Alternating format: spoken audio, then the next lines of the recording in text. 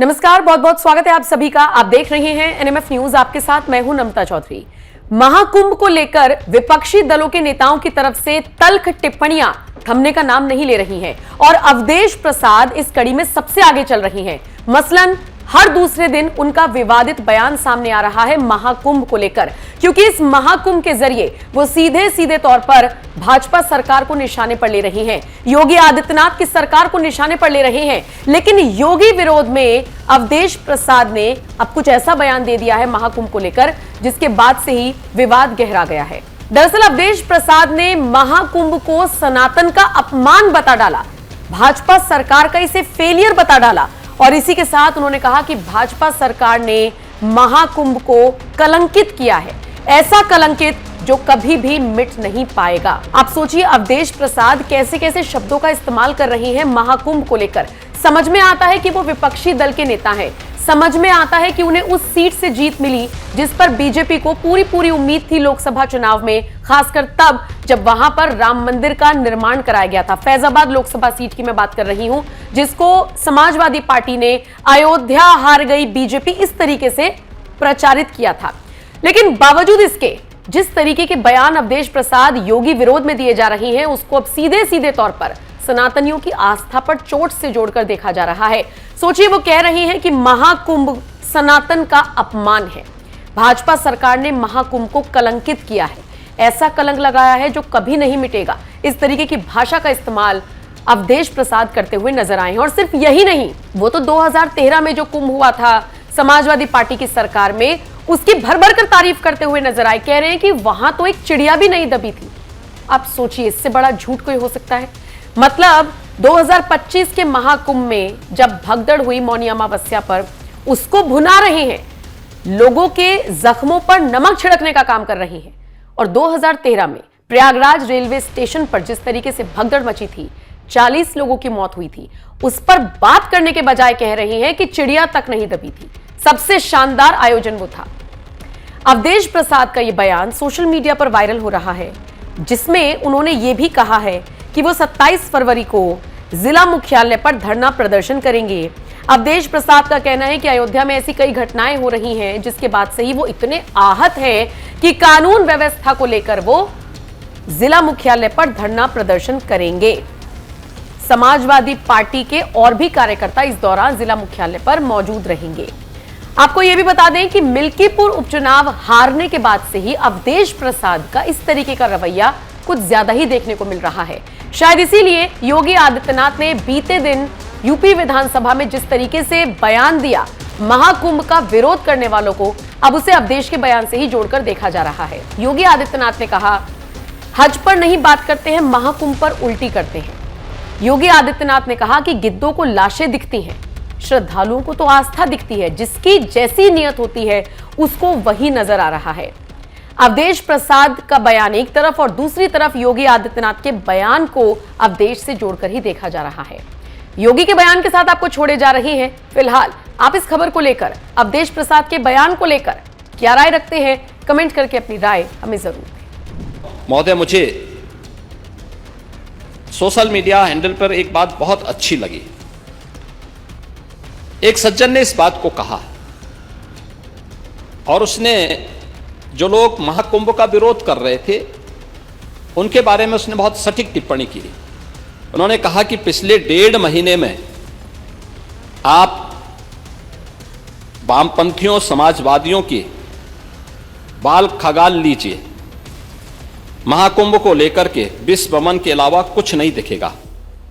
गंदगी, अव्यवस्था, पर्यटकों की परेशानी के अलावा इनकी बजबजाती वाल पर दूसरी कुछ भी नहीं मिलेगा। लेकिन इन सब से इतर धरातल पर इनकी बजबजाती विचारधारा का कोई असर नहीं है। हज के दौरान अव्यवस्था से होने वाली सैकड़ों मौतों पर चुप्पी साध जाने वाले भारत के वामपंथी सेकुलर स्कॉलर महाकुंभ की भव्यता पर उल्टी करते नजर आए हैं। हर बार इनकी कोशिश महाकुंभ को बदनाम करने और फेल करने की रही, लेकिन ऐसे तमाम लोगों की मंशा को दरकिनार करते हुए करोड़ों लोगों ने आस्था की डुबकी लगा करके इनके जले पर नमक छिड़कने का ही काम किया। उन्होंने आगे लिखा है कि महाकुंभ के दौरान दुखद हादसा हुआ, इसके बाद भी आस्था और विश्वास तमाम परेशानियों पर भारी पड़ी। तीर्थयात्री समस्त परेशानियों और मुश्किलों का पहाड़ चढ़कर भी प्रयागराज महाकुंभ पहुंचे, वहां से स्नान कर खुशी खुशी वापस लौटे।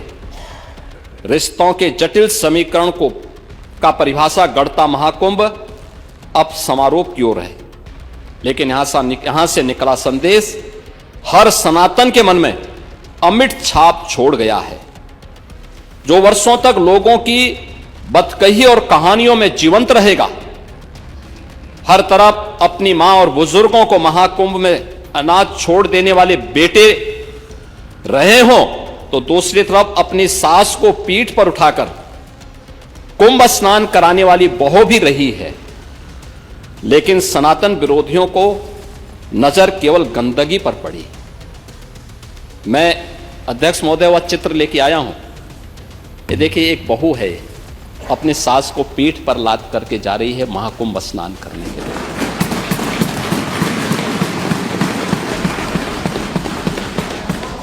यही नहीं, आगे एक और बात कहते हैं। किसी ने सच कहा कि महाकुंभ में जिसने जो तलाशा उसको वह मिला। गिद्धों को केवल लाश मिली, सूअरों को गंदगी मिली, संवेदनशील लोगों को रिश्तों की खूबसूरत तस्वीर मिली, आस्थावानों को पुण्य मिला, सज्जनों को सज्जनता मिली, गरीबों को रोजगार मिला, अमीरों को धंधा मिला, श्रद्धालुओं को साफ सुथरी व्यवस्था मिली, पर्यटकों को अव्यवस्था मिली, सद्भावना वाले लोगों को जाति रहित व्यवस्था मिली, भक्तों को भगवान मिले। मतलब सबने अपने स्वभाव और चरित्र के अनुसार चीजों को देखा है। एक ही घाट पर सभी जातीय वर्ग के तीर्थयात्री स्नानार्थी बिना किसी भेदभाव के नहाते रहे। सनातन की सुंदरता आखिर समाजवादी और वामपंथियों को कैसे नजर आएगी, लेकिन इनके द्वारा लगातार किए जाने वाले प्रश्न इनकी नीयत को ही संदेह के दायरे में खड़ी करती है। महोदय, ये टिप्पणी अचानक नहीं है। ये टिप्पणी भारत की टिप्पणी है, भारत की भावनाओं की टिप्पणी है।